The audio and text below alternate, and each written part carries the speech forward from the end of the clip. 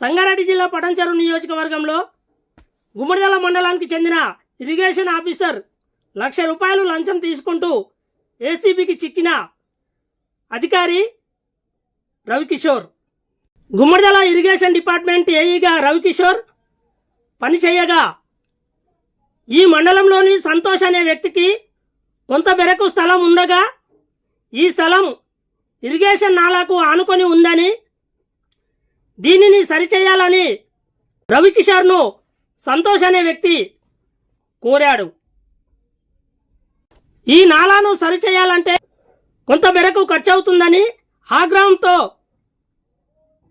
రవికిషోర్ అనే ఏఈ అధికారి అలాగే అంటూ ఒప్పందం కోరిన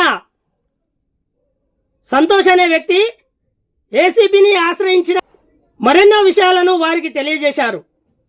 2025 ఏప్రిల్ 4వ తేదీ శుక్రవారం నాడు ₹1,00,000 అడ్వాన్స్గా ఇస్తున్నట్లుగా ఇచ్చి ఏసీబీకి సమాచారం ఇయ్యగా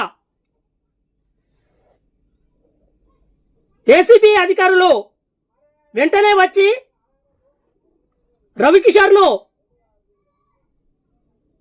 పట్టుకోవడం జరిగింది. ఏసీబీ వలలో గుమ్మడిదల మండలానికి చెందిన ఇరిగేషన్ ఆఫీసర్ రవికిషోర్ అనే వ్యక్తి చిక్కాడు.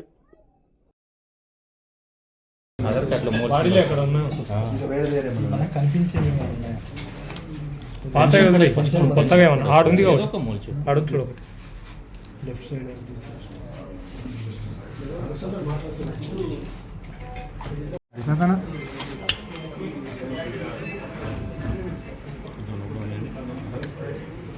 ఇప్పుడు మీడియా వాళ్ళు పోయించారు